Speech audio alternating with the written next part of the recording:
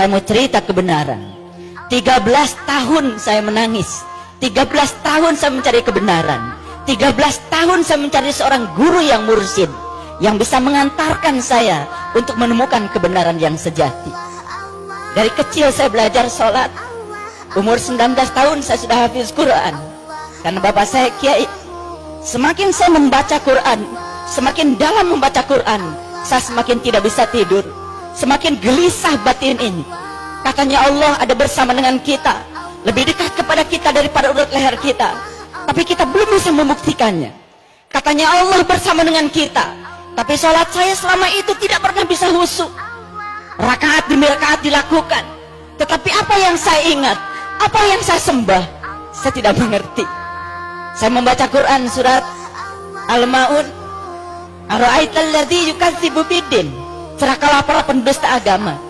Fazalikal ladzi yad'ul yatim, yang mentelantarkan yatim. Siapa yatim itu sesungguhnya? Dari kehidupan kita sehari-hari kita tahu yang namanya yatim adalah mereka yang tak beribu, yang tak berbapa. Tapi begitu saya membuka lembaran-lembaran kitab yang hakiki, ternyata yatim bukan yang tak beribu tak berbapa, bukan manusia yang namanya yatim. Yang tak beribu, yang tak berbapa bukan manusia. Setiap manusia yang lahir ke dunia pasti ada ibunya, pasti ada bapaknya, betul? Cuman ada yang sudah meninggal, ada yang masih hidup. Siapa yatim itu sesungguhnya? Yang tak beribu, yang tak berbapa. Berarti yang yatim adalah yang tidak pernah dilahirkan. Siapa yang tidak pernah dilahirkan? Yang tidak pernah dilahirkan adalah jiwa kita. Yang tidak pernah dilahirkan adalah diri sejati kita. Itu yang tidak pernah dilahirkan. Itulah diri kita yang sebenarnya, yang ditiupkan langsung oleh Allah. Fa idza sawaituhu wa nafakhtu fihi min ruhi faqul lahu sajidin. Dan ketika aku telah selesai menciptakan tubuhmu, aku tiupkan ruhku. Itu yang yatim, itu yang banyak ditelantarkan oleh kita. Salat kita cuma raganya saja, jiwa kita di mana, cipta kita di mana, rasa kita di mana. Kita tidak pernah berhubungan dengan yang tiga, hanya berhubungan dengan raga saja. Lalu banyak rakaat yang dilakukan, tapi rakaat demi rakaat tidak membuat kesadaran kita semakin hari semakin bertambah. Tetap sakit hati kalau diomongin orang, tetap marah ketika orang marah kepada kita, tetap reaktif kepada situasi yang tidak kita inginkan, tidak pernah nyaman dalam kontradiksi. Kalau kita nyaman ketika kita mendapatkan yang kita ingin, itu biasa. Tapi kalau kita tetap nyaman dalam kontradiksi, mendapatkan yang tidak kita inginkan, tetap nyaman, itu ukuran spiritual. Disitulah ukurannya akhlak kita. Sholat bukan tujuan, tujuan kita adalah akhlak. Nabi Muhammad menjadikan sholat sebagai sarana untuk membangun akhlak.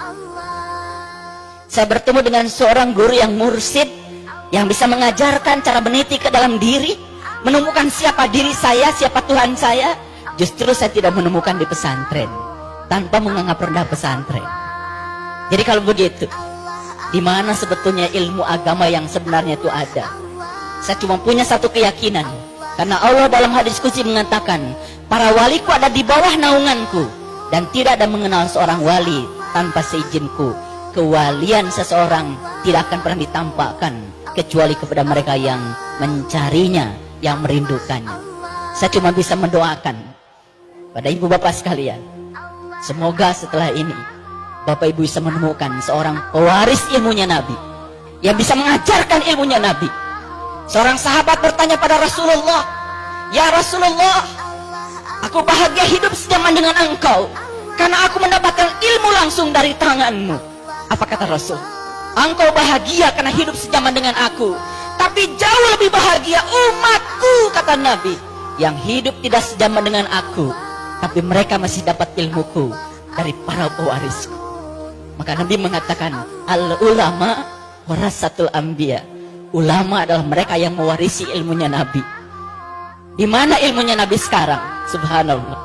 Yang menceritakan Allah banyak orangnya, yang tahu Allah sedikit orangnya. Yang mengaku menyembah Allah banyak orangnya, tapi yang diaku oleh Allah bahwa dia menyembah Allah sedikit orangnya. Allah sendiri mengatakan di Quran, "Sullatun minal awwalin wa qalilun minal akhirin."